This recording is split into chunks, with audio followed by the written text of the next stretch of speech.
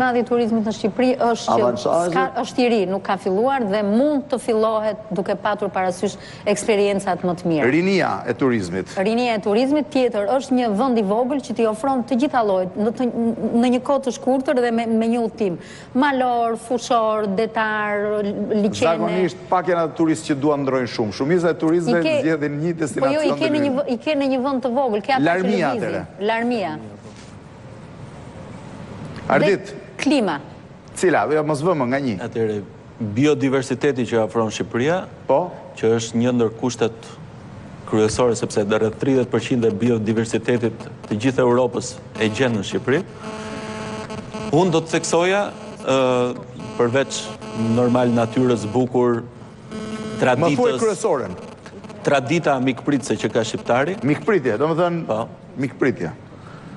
Dhe kulinaria. Janë ndër pikat e forta përveç... Për mikpritjen do të pyesësh Almën. Kulturës dhe historisë. Unë jam dakord me Almën kur thotë që mungon shërbimi në disa pika, edhe sepse është një ndër pikat kryesore ku duhet fokusohemi në të ardhmen për të nxitur trajnimet në shërbim, të cilat kthehen në një cilësi më të mirë se normalisht. Arbana. Mirë tash, apo flasim për cilë kategori të turistëve të Kosovës, apo po synoni të hapeni pak? Jo, avantazh në përgjithësi. Ne jemi rahat njerë që kemi të Kosovës. Edhe ata cilë kanë provu të vinë dhe cilë kanë kontaktu pas fotografive që kam nxjerrë në Twitter, kanë qenë gazetar të huj, janë plazhet e Virgjera, si pas tyre ato të pashkelura me parë, sepse janë lodhë për atyre plazheve që janë me shumë njerëz.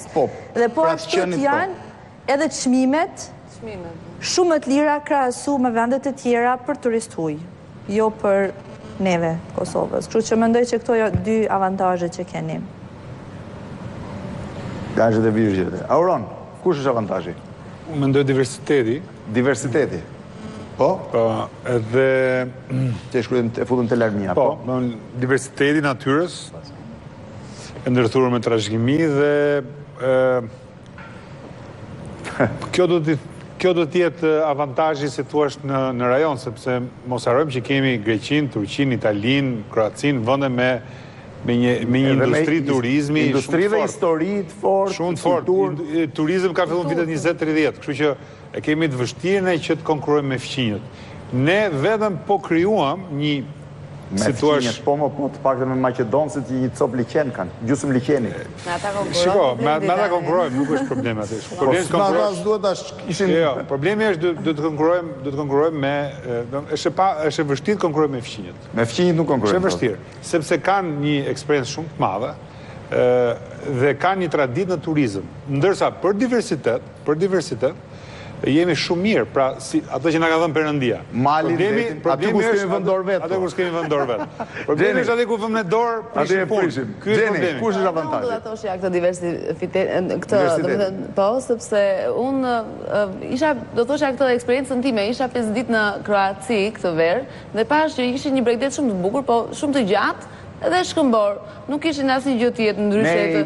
Ne kemi rërë, një bregdet të gjatë shkëmbor dhe një aty, për shembull, desha të thosha çfarë këto krahasimet, me që po jemi te krahasimet, në Kroaci, mora për shembull Kroacinë, sepse aty dukej pikërisht dora që kishte vënë shteti. Aty ishte një vend ku ishte bërë një publicitet shumë i mirë, një publicitet shumë i mirë i vendit dhe investimet të planifikuara shumë mirë, as më shumë, as më pak. Ishte çdo gjë perfekte, ndërkohë që natyra nuk ishte kjo që kemi ne, dhe çmimet. Nëse ata kanë qytetet bukur. Dhe çmimet, se ne paguam shumë shtrenjtë për atë që pam. Të avantazhet Ismail, po. Do vendosja faktin që është e paeksploruar. Domethënë është një vend në Ballkan që është vërtet e paeksploruar dhe për tuajt pjesa më e madhe se u bë që po flasim gjithë nga shembulli personal që mendoj që nuk është momenti i dur, por me gjithë turistët e huaj që vinë, dy janë arsyet kryesore. Një nuk di asgjë. Ishte një vend në Europë që nuk është që kisha shumë informacione dhe erdha për të parë.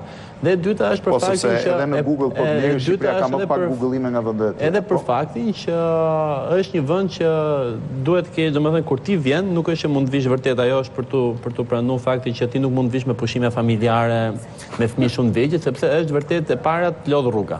Këtë shqiptarët e Kosovës turistëve tuaj ne ju themi nuk ka argëtim për fëmijët e vegjël dhe për Durrësi dhe zona Veriut nuk ka për të rinj. Është interesante se kemi ndjerë kërkesën nga tuaj që thonë po shiko se po shifja që thethi është 300 km nga Dërmiu, kupton? Dhe 300 km për 4 orë mund të bëhen 4 orë e gjys, edhe ti thuaj jo, shiko, distancat nuk janë raport me shpejtësinë. Po, në fakt këtë në probleme kemi, perëndimi flet me kilometra e flasim me orë. Kjo është problem që vjen nga fakti. Të vënde themi është kaq orë, ata thonë është kaq kilometra. Sepse ata kanë një standard, rrugë. Ne kemi standard tjetër rrugësh, kështu që është më mirë që ta dinë. Sa bëhet nga thethi në Dërmi? Nga thethi në Dërmi, qoftë se është kjo lungomare, i bie 10 orë. Po nuk e bëre me datën 1 gusht, siç atë më përpara.